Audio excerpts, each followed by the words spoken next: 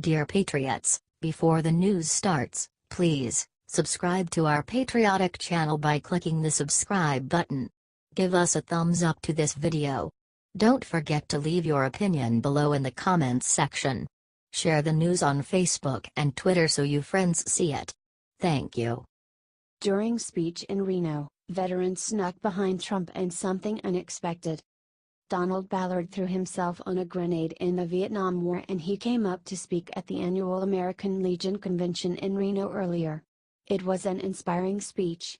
The crowd loved it. During the speech, President Trump called Medal of Honor winner Donald Ballard on stage. Donald Ballard then said the following about our great president. "There is no greater love than someone who loves this country. And I believe we've elected the right leader to lead us out to drain the swamp." The American Legion crowd absolutely loved it.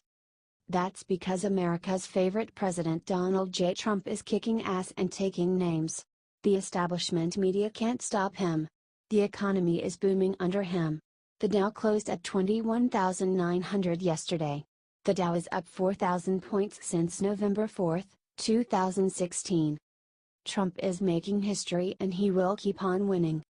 We need to fight the media and share this everywhere. They are trying to make it seem like Trump isn't doing anything.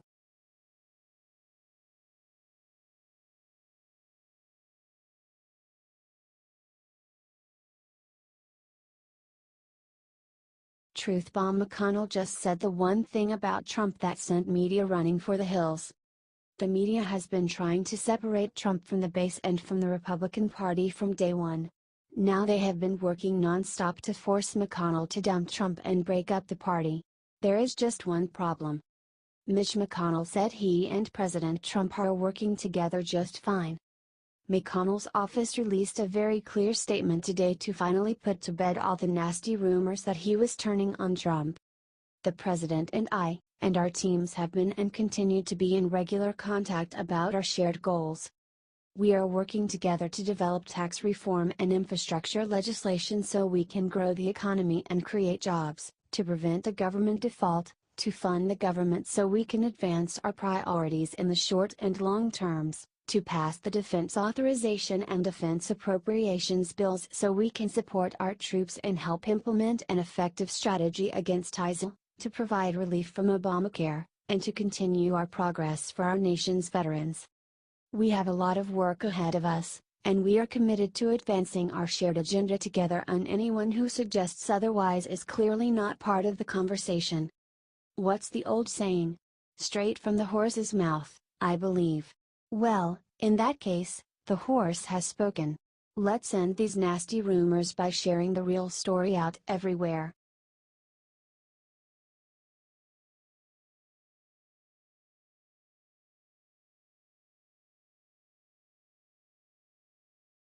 James Woods wrecks idiot lib who claims it's harder to buy cough medicine than an AK-47. It has been painful watching liberals talk about gun rights in the media following the Las Vegas mass shooting by psychopath Steve Paddock. The first reason is because they have been trying to exploit the situation to pass new gun restrictions. The second reason is because they clearly know nothing about guns. MSNBC's political analyst Steve Schmidt proved this during a recent appearance on HBO's Real Time. In arguing against the Second Amendment, he told Bill Maher that America's founders could no more conceive of an AK-47 than they could have conceived of a spaceship. He continued, "These weapons were not conceived of, were not understood, were not imagined in the context of the time when the amendment was authored, and we ought to have a real debate in this country about whether we want military weapons, weapons of war in the hand of every Joe who wants to go in and buy 30 of them." Steve then foolishly claimed that it is harder to buy cough medicine than it is to buy an AK-47, or 50 of them. Conservative actor James Woods saw Schmidt make this assertion and shot back on Twitter, "I will bet you $10,000 I can buy cough medicine more easily and more quickly than you can buy an automatic AK-47. Put up or shut up." Writer Corey Stallings destroyed Schmidt's argument, explaining how lengthy the process is to procure an AK-47. Wrote Corey, "First, you'll have to produce a photo ID. Then, you'll have to fill out the never-ending ATF Form 4473. If you pass that, You're formally presented with literature on the Youth Handgun Safety Act. Then, if you live in one of the good states, you can pay and take your new blaster home. Keep in mind, this is the process in a gun-friendly state. He concluded, as you can tell, that's a pretty big difference. But, the biggest difference of them all? Owning a gun is a constitutional right. Possessing NY isn't. Are you glad Woods and Stallings wrecked this liberal's dumb claim?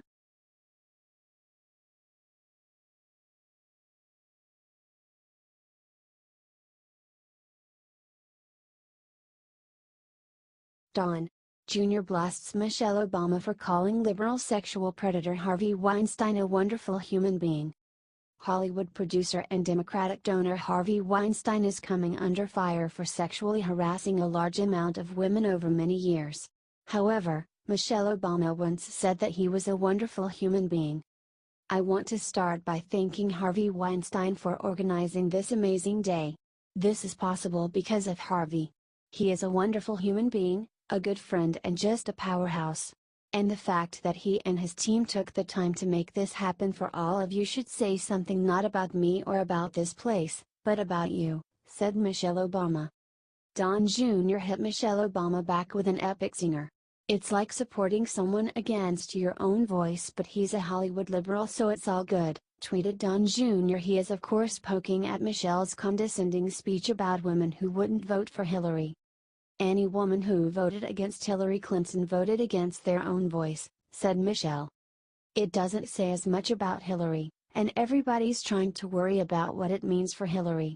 What does this mean for us, as women, that we look at those two candidates, as women, and many of us said, he is better for me. His voice is more true to me. To me that just says, you don't like your voice. You like the thing you're told to like, said Michelle.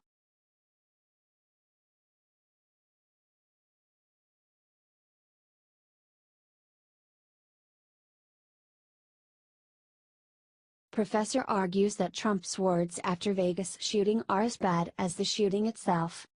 Las Vegas professor, Tessa Winkleman, argued that after the Vegas shooting, President Trump encouraged violence and will cause people to die. Right when he got elected, I told my classes, 3 semesters ago, that some of us won't be affected by this presidency.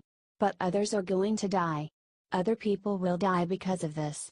Words, especially if they're coming from someone who is the president, have consequences, said the professor. Is she suggesting that the mass shooting is somehow President Trump's fault? I don't know that these events would have inevitably happened whether or not he got elected. But he has rhetorical powers every president has to encourage or to discourage violence. So far, all he's done is to encourage violence, she said. Sarah Huckabee Sanders responded to these charges. It is sad she is teaching students such divisive, inaccurate, and irresponsible rhetoric. She should be ashamed of herself, and the university should look into it. What a terrible example to set for students, said Sanders. While we respect academic freedom in the classroom and the right to free speech, we believe the comments were insensitive. Especially given the series of events this week and the healing process that has begun in the community, said Tony Allen, a spokesman for the school.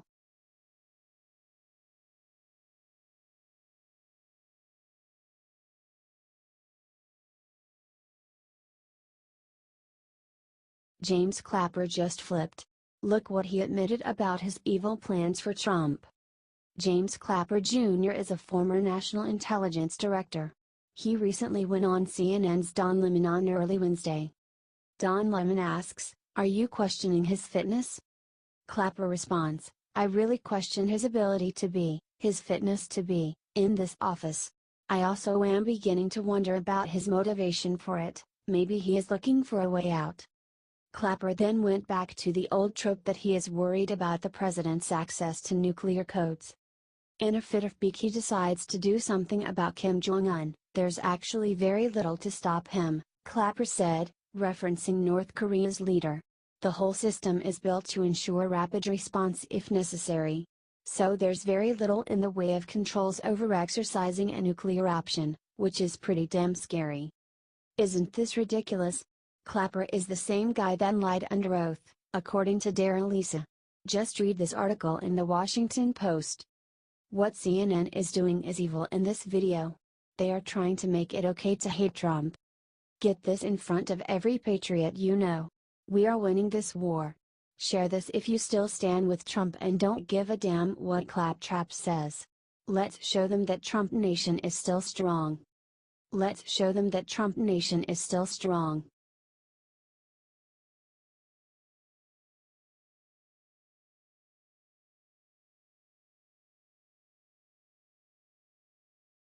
Uh-oh, Nancy Pelosi's dirty family secret just came out. See before deleted. In recent days, Nancy Pelosi has publicly supported the removal of Confederate statues. Last Thursdays, she called for Republicans to help remove the statues after Charlottesville. Here is what she said last week. The Confederate statues in the halls of Congress have always been reprehensible, Pelosi said in a statement. If Republicans are serious about rejecting white supremacy, I call upon Speaker Paul Ryan to join Democrats to remove the Confederate statues from the Capitol immediately. The truth is, the Democrats have a pretty poor history on civil rights, including Nancy Pelosi's own father, who was the mayor of Baltimore, and was one of the people who dedicated statues to Robert E. Lee and Stonewall Jackson, and in his speech said that they defended sacred institutions. What are those sacred institutions? One of them is slavery. Let's ruin Pelosi's day by sharing this all across the internet. The world needs to know how crooked Pelosi really is. Share this, patriots. Thanks for reading.